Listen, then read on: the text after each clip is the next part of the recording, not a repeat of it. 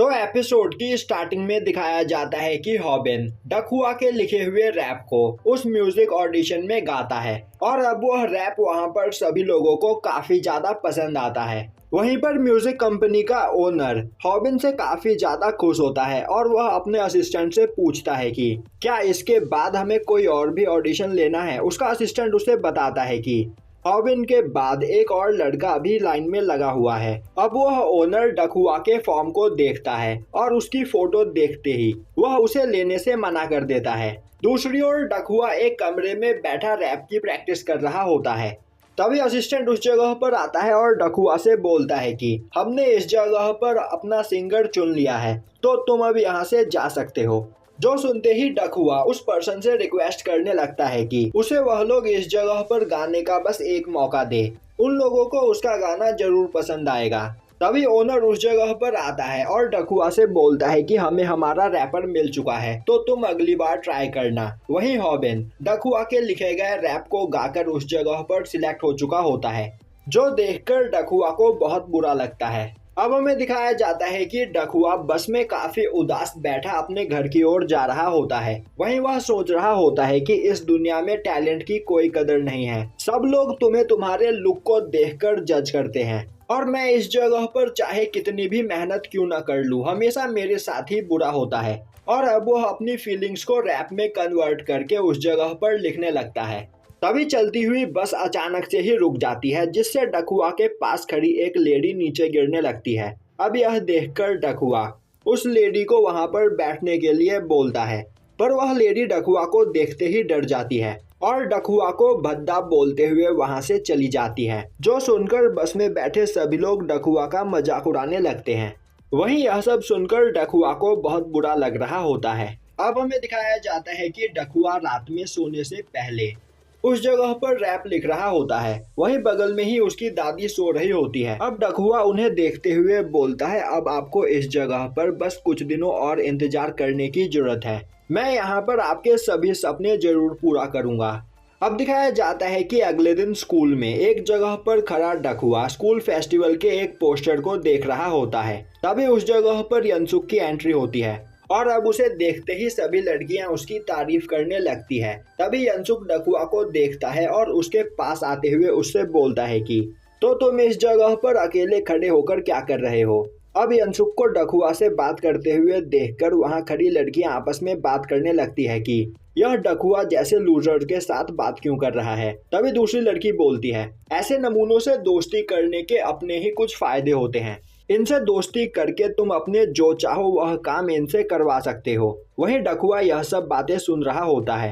अब डकहुआ गुस्से में यनसुक से बोलता है, आखिर तुम इस जगह पर मेरे दोस्त बनने का नाटक क्यों कर रहे हो, मुझसे दूर रहो। और यह बोलकर वह वहां से चला जाता है। अब हमें वोकल क्लास में डकहुआ को दिखाया जाता है, जो अपने सीट पर बैठा रैप लिख रहा होता है।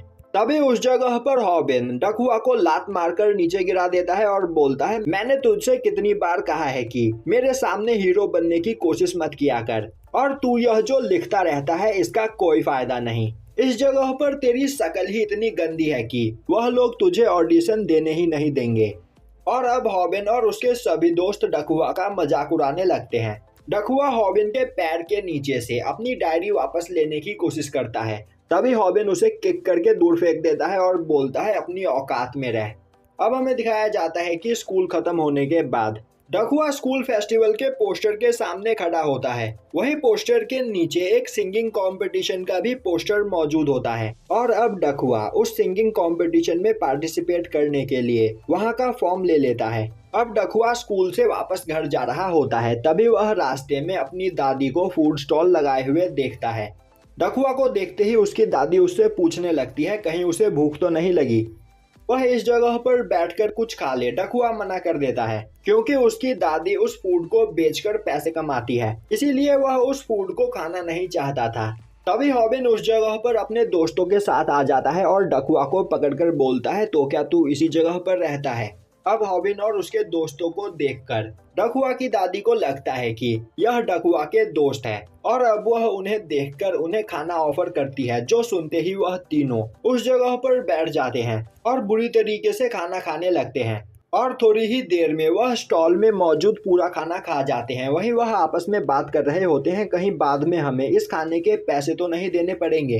हॉबिन बोलता है, डकुआ की दादी हमें ट्रीट दे रही है तो हमें घबराने की कोई जरूरत नहीं, तुम लोगों को जितना खाना है उतना खा सकते हो। वहीं खड़ा डकुआ यह सब कुछ देख रहा होता है, पर वह चाहकर भी कुछ नहीं कर सकता था।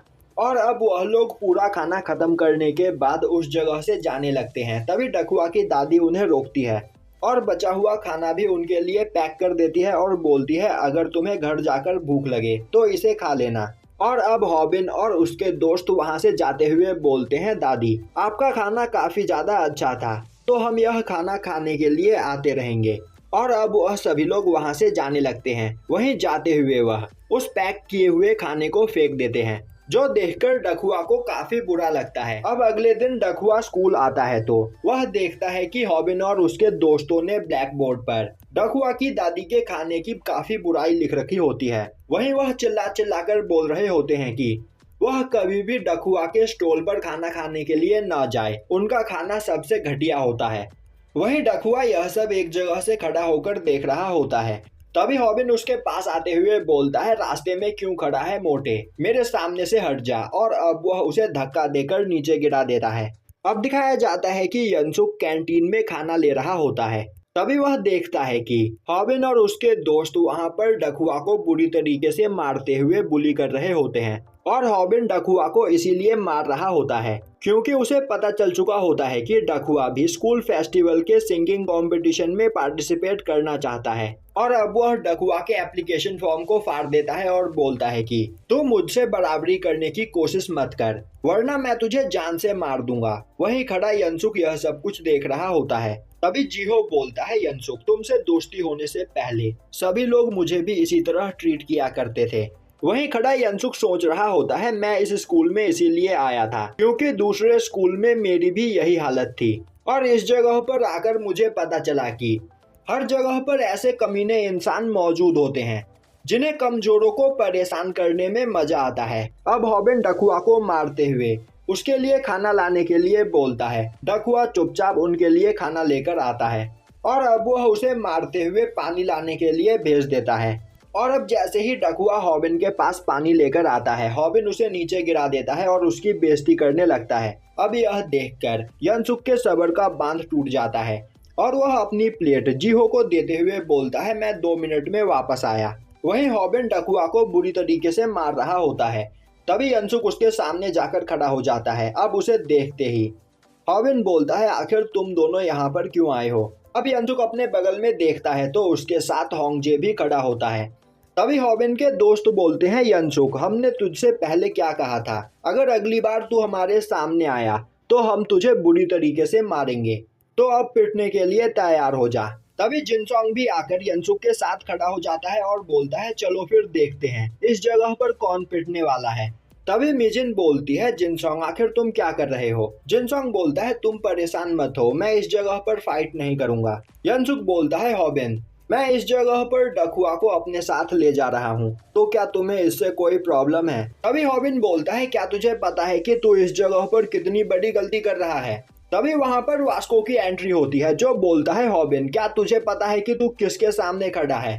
अब वास्को को देखते ही हॉबिन ठंडा पड़ जाता है और बोलता है, वास्को मैंने सुना था कि तुझे काफी ज्यादा चोट लगी है, इसीलिए तू अपने घर पर आराम कर रहा है, तो आखिर तू स्कूल कब आया। वहीं यनसुक वास्को को देखकर सोच रहा होता है, कहीं यह इस जगह पर मुझसे बदला लेना तो नहीं चाहता है। तभी वास्को अपना फोन बॉम्बे को दे देता है और बोलता है, पिछली बार फाइट में मेरी फोन की स्क्रीन टूट गई थी और इसे ठीक करवाने में मेरे काफी पैसे लग गए, तो मैं नहीं चाहता कि इस बार भी मेरे फोन के साथ वही हो। अब वास्को हॉबिन के सामने आकर खड़ा हो जाता है और बोलता है, चल फिर फाइट स्टार्ट करते हैं, तुझे इस जगह पर फाइट करने की कुछ ज्यादा ही खुजली है। अब वास्को को अपने सामने देखकर हॉबिन की बोलती बंद हो जाती है और वह गुस्से में अपने पास रखे टेबल पर लात मारकर उस पर रखा खाना गिरा देता है और बोलता है, मुझे पिटने का कोई शौक नहीं है, पर मैं अपनी यह बेइज्जती नहीं भूलूंगा।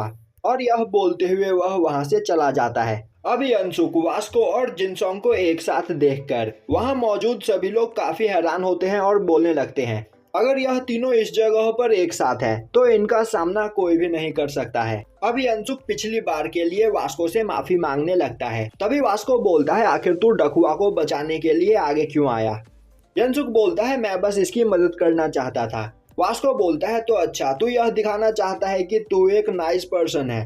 तो आखिर उस दिन तू अपने रूममेट को अपने दोस्तों से क्यों पिटवा रहा था? और अब वास्को यंसुक पर अटैक करने के लिए तैयार हो जाता है, जो देखकर यंसुक डर जाता है। तभी बॉम्जे बीच में आ जाता है और वास्को को शांत करने लगता है। अब वास्को यंसुक के पास जाते हुए बोलता है, आज तो तू बच गया, पर अगली बार मैं तुझे नहीं छोड़ूंगा। और यह बोलता हुआ वह वहां से चला जाता है। वहीं जिनसोंग को डकुआ की मदद करता हुआ देखकर मिजिन को काफी अच्छा लगता है। तभी कई सारी लड़कियां यंसुक को घेर लेती है और उसकी तारीफ करने लगती है। अब यंसुक डकुआ के पास जाकर उससे बात करने की कोशिश करता है, पर डकुआ बिना कुछ बोले वहां से चला जाता है। अब यंसुक वहां पर पड़ा हुआ डकुआ का एप्लीकेशन फॉर्म उठाकर देखता है, जो बुरी तरीके से फट चुका होता है, और अब वह उसे उठाकर अपने साथ ले आता है। अब हमें दिखाया जाता है कि यंसुक अपनी रियल बॉडी में अपने दुकान में मौजूद होता है। वहीं वह सोच रहा होता है कि मेरी नई बॉडी की वजह से स्कूल में मुझे कोई भी बुली नहीं कर रहा है, पर असल बात तो यह है कि मैं आज भी एक लूजर हूँ। अब हमें दिखाया जाता है कि अगले दिन यंसुक स्कूल के गेट पर खड़ा होता है। वहीं पूरे स्कूल में यह बात फैल चुकी होती है कि कल फाइट के दौरान यंसुक से डरकर जिन होबिन वहां से भाग गया था। वहीं खड़ा यंसुक सोच रहा होता है, भले ही इस नई बॉडी की वजह से मैं काफी ज्यादा स्मार्ट और पावरफुल बन गया हूँ, पर असलियत में तो मैं आज भी काफी ज्यादा कमजोर हूँ। तभी उस जगह पर डकुआ आता है। अब डकुआ को देखते ही यंसुक उसे उसका एप्लीकेशन फॉर्म देता है। तभी डकुआ गुस्से में बोलता है, यह नाटक करना बंद करो। मुझे पता है कि स्कूल का हीरो बनने के लिए तुम यह सब कुछ कर रहे हो। तुम हमेशा बोलते हो कि तुम मेरी तरह हो, पर हम दोनों बिल्कुल अलग हैं। मैं जानता हूँ कि तुम भी इस जगह पर मेरा फायदा उठाना चाहते हो। जिस तरीके से हॉबिन ने उठाया, वह मेरे लिखे गए रैप की वजह से सिलेक्ट हो गया, पर मुझे इससे कोई फर्क नहीं पड़ता। मैं अपनी लाइफ में मेहनत करता रहूंगा और तब तक मेहनत करूंगा जब तक मैं कामयाब न हो जाऊं, और एक दिन मैं भी इस जगह पर एमएनएम की तरह फेमस स्टार बनूंगा। यंसुक बोलता है, आखिर यह एमएनएम कौन है? डकुआ उसे बताता है कि एमएनएम दुनिया का बेस्ट रैपर है। लोग हमेशा उसकी गरीबी का मजाक उड़ाते थे और उसे परेशान करते थे, पर आज वह इस जगह पर एक सुपरस्टार बन चुका है। और यह बोलता हुआ डकुआ वहां से चला जाता है। दूसरी ओर वोकल क्लास में हॉबिन अपने दोस्तों के साथ बैठा हुआ डिस्कस कर रहा होता है कि आखिर म्यूजिक कंपटीशन में वह क्या करेगा। तभी हॉबिन बोलता है, मैं और जोंकी इस कंपटीशन में एक साथ पार्टिसिपेट करने वाले हैं, और अगर हम दोनों इस जगह पर एक साथ हो तो हमें कोई भी नहीं हरा सकता है। और तो और म्यूजिक कंपनी का ओनर भी मुझे सपोर्ट कर रहा है, तो हमारा जीतना इस जगह पर तय है। दूसरी ओर डकुआ उन सभी लोगों की बात को इग्नोर करता हुआ अपने सीट पर बैठा रैप लिख रहा होता है, और यह देखकर हॉबिन को काफी गुस्सा आता है। अब दिखाया जाता है कि स्कूल के बाद हॉबिन अपने दोस्तों के साथ मिलकर डकुआ को बुरी तरीके से मारता है और बोलता है, आज इस जगह पर तुझे बचाने के लिए कोई भी नहीं आएगा। और अब वह डकुआ की डायरी को फाड़ देता है और बोलता है, तू मेरी बराबरी कभी नहीं कर पाएगा। और अब वह अपने दोस्तों के साथ वहां से चला जाता है। दूसरी ओर क्लास साफ करने की ड्यूटी आज यंसुक की होती है, और सभी के क्लास से जाने के बाद यंसुक अपने क्लास को साफ करने लगता है। वहीं पर यंसुक सोच रहा होता है कि स्कूल फेस्टिवल में म्यूजिक कंपटीशन भी है और क्लास के सभी लोग मुझे उसमें पार्टिसिपेट करने के लिए बोल रहे हैं, पर क्या मैं यह कर पाऊंगा? घर पर अकेले में मैं वैसे ही गुनगुनाता रहता हूँ, पर मैं लोगों के सामने गाने के बारे में सोच भी नहीं सकता हूँ।